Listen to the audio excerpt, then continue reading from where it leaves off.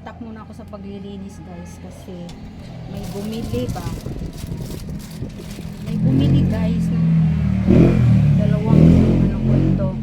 Yung dahil nung isang linggo guys na i-vlog na bumili ng isang set ng dal para iba-iba yung bata. Mas ko as usual lola pinagbigyan apo eh. Isang set talaga isa. 1, 2, 3, 4, 5. Anim. Isang set. Anim. Binili guys. Ng mga ganito. Mga ganyan. Ang kikit kasi eh. Di bali ano yun guys. 120. Binili ng lola. Tapos nung last week yata yun. May bumili naman dito. Isa. Ang cute kasi. 20 pesos lang siya guys. Ano lang to.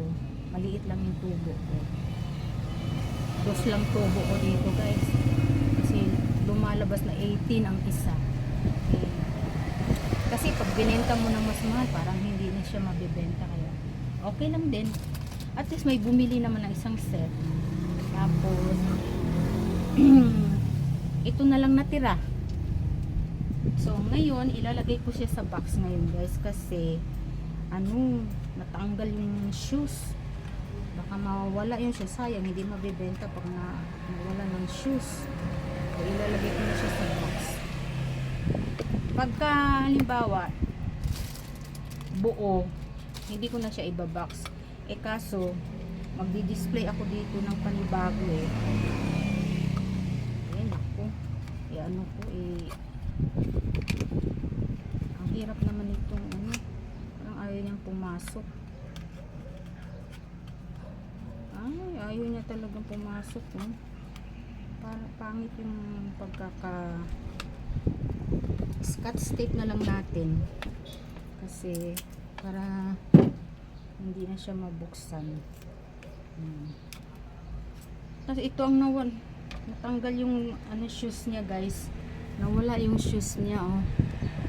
Ito yung shoes niya. Cute diba? Ang cute ng shoes.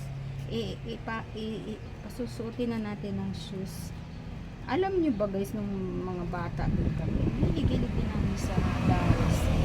Lagi kami binibigyan ng bells namin, ng dolls.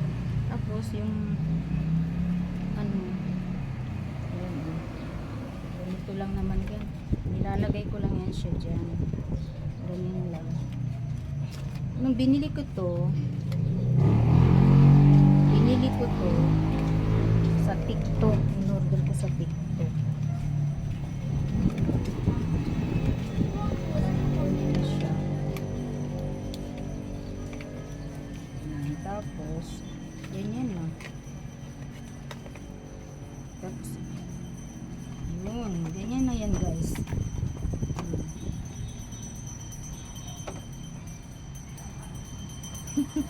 Ang cute talaga oh.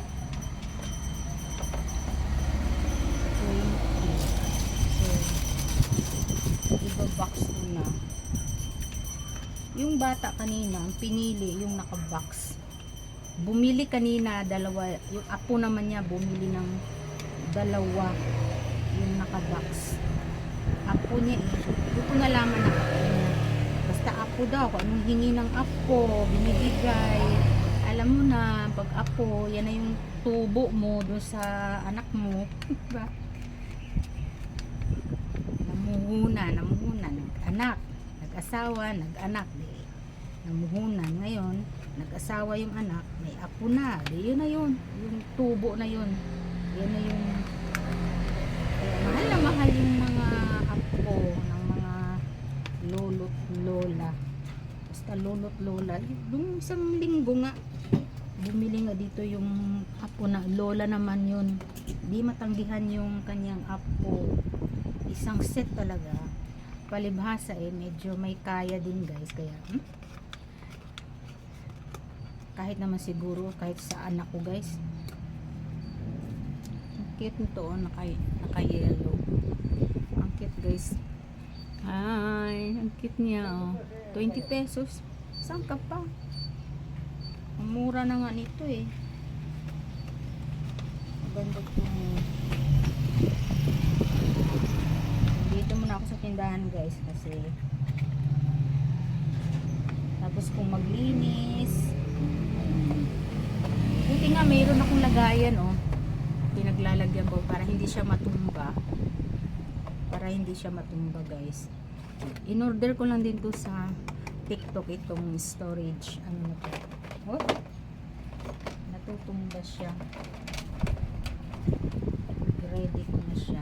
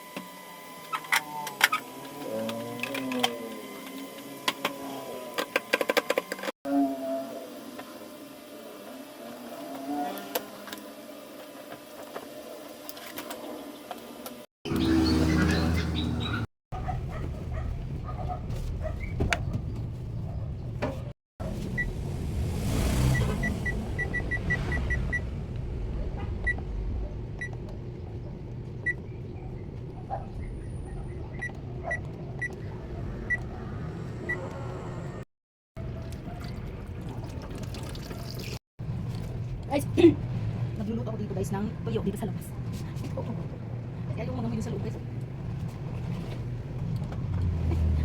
Habang naglalaba yung tawon si Inday guys. Habang naglalaba. A day in my life. A day in my life ng November 1. Masyadong mingaw. Masyadong tapos. Pero may mga bumibili. May tapos yung niluluto ko. Ito yung niluluto ko. Yan. Sapsap. Sarap yan. Walang mantika. Lutuin ko siya sa init para mag-crispy. Ito yung aking dito sa labas lang o pang emergency kong stove, butane. Luto ako dito ng tuyo habang walang nakasampay. Naglalaba pa lang ako guys. Walang mga nakasampay dahil once na nakasampay na ako mangangamoy. Ako nga, sigurado mangangamoy ako nito damit ko. Kaya magpapalit ako mamaya pati buhok ko. Mangangamoy tuyo. Salamat. Nakatapos din guys. So hindi ko pa naisampay din. May papahinga lang ako. So mag alas 12 na. Yung ano ko na yun guys, yung habang walang bumibili, lapaspas ng linis, walang magawa eh. Di talaga ako pwede nang nakaupo lang guys, talaga hindi pwede, kailangan talaga kumilos ako para akong mas lalong tinatamad pag walang ginagawa. Kaya wala ako anong maisip ko, naglaba na ako kasi sayang din yung sampayan. Walang bakante na. So natuyo na, yung nilabhan ko kapon natuyo na. Tapos buti na lang hindi ganun kainit kasi siya makulimlim, parang uulan. Kanina pang umaga makulimlim, hindi siya mainit. So yun lang guys, ng a day in my life. Trabaho ng nakakapagod guys, pero masaya. Siyempre Sa pamilya ko to eh. Siyempre pamilya ko to. So, kailangan sa bawat ginagawa mo dapat masaya ka, hindi yung parang nagre-reklamo, ay nakakapagod na parang gusto mo nang lumayas, gusto mo. Yung parang nagsasawa ka na. Hindi eh, ganun talaga ang buhay eh. Kung hindi ka kikilos, sino kikilos para sa iyo? Siyempre, may na tayo, may yung buhay na yan hindi yan para lang magpasarap. Kung hindi ka kikilos, hindi ka mabubuhay. Kung hindi ka magtatrabaho, hindi ka mabubuhay. Wala ka na sa mundo, di ba? Kaya may silbi talaga yung buhay. Hindi lang tayo binigyan ng buhay ng Diyos para magpasarap sa buhay, hindi. Matuto kang magtrabaho in good faith.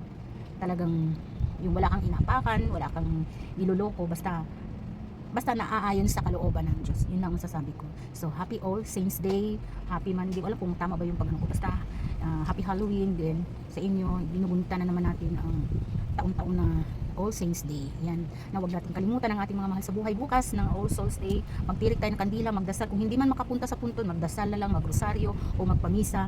Yan. So, walang dahilan para hindi natin sila maalala. Hindi man natin sila madalaw, andito naman sila sa puso natin at pinagdarasal natin sila. Okay? Bye guys. Thank you for watching. God bless.